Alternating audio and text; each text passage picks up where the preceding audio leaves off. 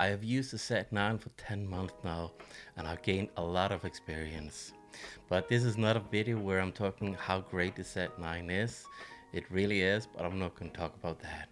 But what I'm going to talk about is actually how I customize the Z9 for my daily use in the field, photographing birds and wildlife. If you bought a Z9, there's a lot of knobs which you can customize whatever you need. I'm going to talk through how I customize this and why I did that and what kind of use this is in the field. The first thing that I did when I had the Z9 was to transfer some of my settings from the Z6 over to the Z9. The first thing I did was to customize the settings for the record button here in photo mode. I'm using this to have 100% zoom, and you can actually focus in that mode is there. So one example of that, when I photographed the beaver, there was a lot of waters and ripplings in the water, so the autofocus had big troubles autofocus on the head of the beaver. So what I did was to get 100% zoom by pressing this button here and then press the autofocus and then take the pictures. When I did that, it only focused on that little area, and since I went 100% in, all the head was inside the viewfinder, and I could press the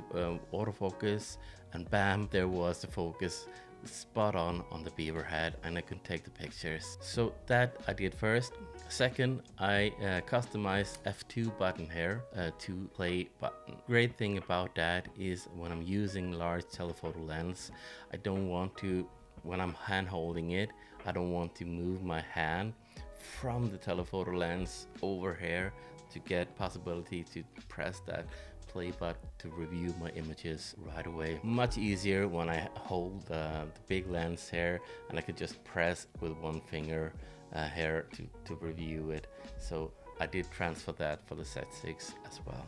My new thing that I learned over the month that I've used the Z9 was to customize the F1 buttons in terms of autofocus. First, I used the F1 focus button here to have 3D tracking. So I normally have the wide area large focus area like in default, and if I hold this button, F1 button here, goes directly to the 3D, so I can track the bird when there is a little bit more branches or vegetation in the way. The large area tend to focus on that and not the bird. So therefore, when you have the 3D tracking, the focus box is a lot more smaller, and you can press that through the vegetation, and therefore I had to customize this.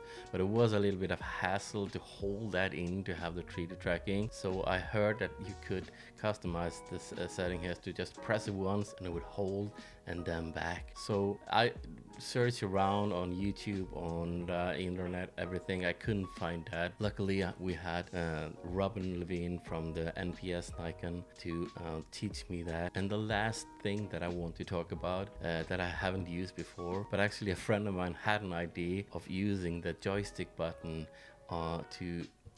to choose from the DX mode to the FX mode. I haven't used that in the field yet, because sometimes when I'm photographing for small birds, would be nice to have the file size of a D500, which the camera I used before, and get that extra crop reach into to photograph like small birds like goldcrest and wrens, or I don't have to crop that much in post. So therefore he was actually explaining how he had customized the joystick button to switch from DX mode to FX mode, and I can't wait to try that out a little bit more. But really nice to have that feature just within your thumbs there, so you can change that quickly in the field if you need that extra reach. So now I'm going to show you how I customize this in the menu so you can follow along, and let's jump into the menu. So first that I go into is that custom setting menu, and go into the F controls.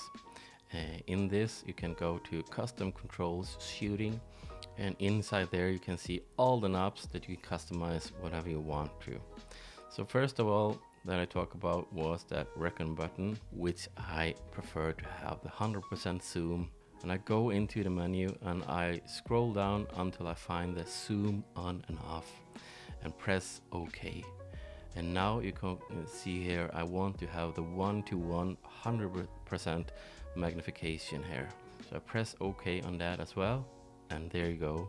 This is now on the 100% zoom. The next thing was the F2 FN2 button here. So I go to that menu here, press the OK button and scroll down until I see the playback. Press OK, and that is set. That is how easy that is. The next thing would be to the FN button. You go to AF area mode.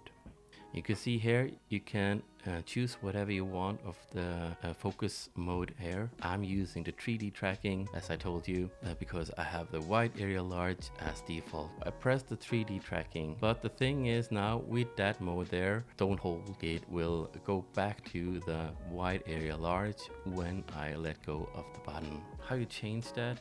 In the button, if you go into the FM button and you scroll down to recall shooting function, hold, and when you go into that, you can see a lot of boxes which have like a hook on it, and you need to unhook every of them except the AF area mode, and you go into that, and there you can choose autofocus setting 1, and there among those is the 3D tracking. So press that and press menu button for done, and now when you press the FN button, it holds on the 3D tracking, and you press one more time and then goes back to the wide area. This is how I customize the Z9, and I really love how you can customize the knobs to do all these kind of features here.